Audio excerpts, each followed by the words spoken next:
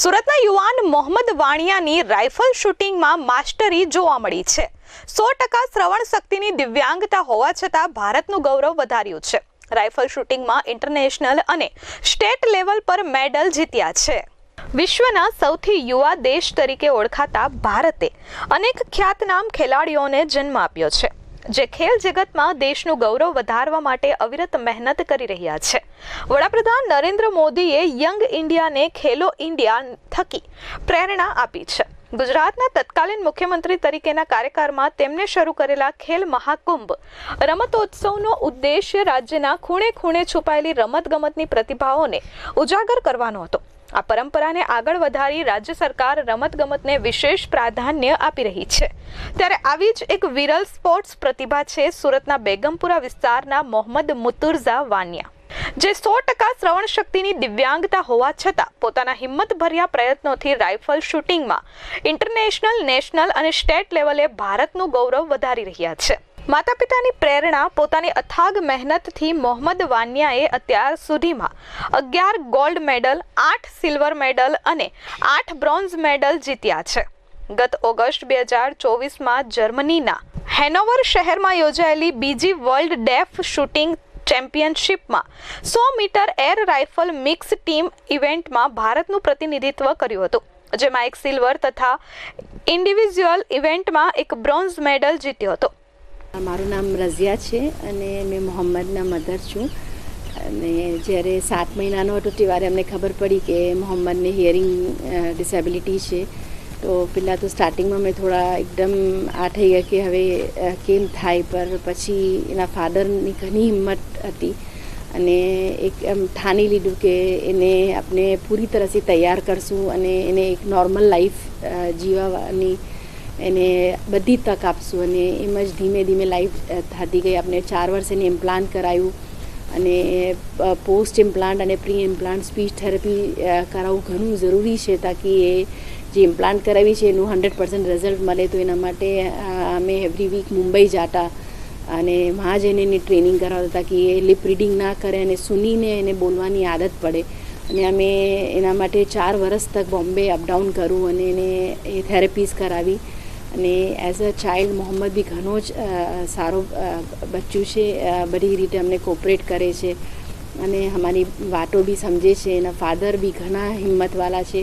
આજે આ ડ્રીમ એના ફાધરનું હતું કે એને આપણે અને એ મને બી ઘણું સપોર્ટ કરતા હર તરહથી। અને એ એમ કરીને અમે આજ તક એને ડ્રાઈવ કીધું અને જે દિવસે એના જે જેકેટ છે એને ઇન્ડિયાનો જેકેટ આવ્યો એ ઘણો પ્રાઉડ મોમેન્ટ હતો મારા વાસ્તે। એમ થયું કે હા, આજે મોહમ્મદે કરી બતાવ્યું, એમ ઇન્ડિયા વાસ્તે રમવા જવું અને એના પછી મેડલ બી લઈ આવવું એ ઘણો પ્રાઉડ મોમેન્ટ હતો। એમ થયું કે I am really a proudful mother. એમ જે સ્ટાર્ટિંગમાં જ્યારે ખબર પડી હતી કે આમ છે અને આજે આ મોમેન્ટ બી આએ અમને આપી શકો છે, એમ તો અમને ઘણી ખુશી છે એ ચીઝની। અને એમ છે કે એક કદાચ ઉપરવાળાની મરજી હતી કે આ બચ્ચો અમને આપે અને અમે એના માટે એટલી મહેનત કરે અને એમનો બી ઉપરવાળાની બ્લેસિંગ્સ બી એના પર એટલી રહી, તો આજે આટલો સક્સેસફુલ એ થયો અને આગળ બી થાય। બધા એના વાસ્તે એમ પ્રે કરીએ કે આગળ બી ઘણું આગળ સક્સેસફુલ થાય અને એની બધી ડ્રીમ્સ આ ગેમ વાસ્તે જે એ જોઈ છે એ પૂરી કરે। મોહમ્મદની સફળતાને બિરદાવી મુખ્યમંત્રી ભૂપેન્દ્રભાઈ પટેલે પણ પત્ર લખી શુભકામનાઓ પાઠવી હતી। દિવ્યાંગ ખેલાડી મોહમ્મદ વાનિયા સંઘર્ષ ગાથા વર્ણવતા કહે છે કે જન્મથી જ 100% શ્રવણ શક્તિની દિવ્યાંગતા હોવા છતાં મારા માતા પિતાએ ક્યારેય મને આ શારીરિક ક્ષતિનો અહેસાસ થવા દીધો નથી। માતા પિતાની હૂંફથી હું એક સામાન્ય બાળકની જેમ જ ઉછર્યો છું। હું ભારતનું પ્રતિનિધિત્વ મારા માટે ગર્વની ક્ષણ છે। ધોરણ 12 કોમર્સના અભ્યાસની સાથે સાથ 100 મીટર એર રાઇફલ શૂટિંગ કરવા સાથે વિવિધ રમતોમાં ભાગ લઈ રહ્યો છું। અને નાનપણથી અમે લોકો એ જ રીતની એના માટે તૈયારી કરતા હતા। જ્યારે ઇનિશિયલ સ્ટેજના અંદર અમે જોયું કે એને જે સાંભળવાની તકલીફ હતી, જેના લીધે કરીને એનું એડ્યુકેશનલ ડેવલપમેન્ટ થોડું લિમિટેડ હતું, પણ એ સ્પોર્ટ્સના અંદર ઘણો આગળ પડતો હતો। કોઈ પણ સ્પોર્ટ્સ પ્લે કરવા જાય તો કંઈ ને કંઈ જીતી લાવે। સ્કૂલમાં જાય યા કોઈ પણ જગ્યા પર સ્પોર્ટ્સમાં જાય તો કંઈ ને કંઈ જીતી લાવે। ત્યારથી અમને એમ થયું કે ચલો આપણે એની માટે કંઈક એવું જોઈએ કે જે સ્પોર્ટ્સમાં આગળ વધી શકે। હવે એના ચેલેન્જીસ પ્રમાણે ઘણા બધા સ્પોર્ટ્સ એ પ્લે કર્યા, પણ બધી સ્પોર્ટ્સ એના માટે એડવાઇઝેબલ નહીં થતી હતી, કારણ કે કોઈ ને કોઈ જગ્યા પર એને સ્વેટિંગ થાય, બીજી પ્રોબ્લેમ્સ આવે, જેથી કરીને એનું જે સાંભળવાનું મશીન હતું એના પર ઇફેક્ટ આવતી હતી. તો ધીરે ધીરે પછી આપણે એમ થયું કે ભાઈ આ સ્પોર્ટ્સ તો એ નહીં પ્લે કરી શકે, અને એને પણ અમે સમજાવતા કે ભાઈ જો આ રીઝન્સ છે, તમે આ સ્પોર્ટ્સ પ્લે નહીં કરી શકો. તો એ રીતે પછી એ પોતાનું પણ એ રીતે ડેવલપ કર્યું પોતાના ઓન સેલ્ફને. અને વન ફાઇન ડે એક એવું અમારી સાથે બન્યું કે ભાઈ એ શૂટિંગના અંદર કોઈ જગ્યા રમ્યો અને એ સારું આઉટપુટ આપ્યું શૂટિંગના અંદર. તો અમે એને પૂછ્યું કે ભાઈ તને આ ગમે છે, મજા આવે છે? મોહમ્મદ વધુમાં જણાવે છે કે દિવ્યાંગતાના કારણે ઘણી રમતો મારા માટે મર્યાદિત હતી, પરંતુ પરિવારની પ્રેરણાથી મેં રાઇફલ શૂટિંગમાં રસ લેવાનું શરૂ કર્યું, જે મને ખૂબ જ યોગ્ય લાગ્યું. તાપી જિલ્લામાં પ્રેક્ટિસ શરૂ કરવાથી લઈને છેલ્લા 4 વર્ષમાં રાઇફલ શૂટિંગમાં ધ્યાન કેન્દ્રિત કર્યું છે.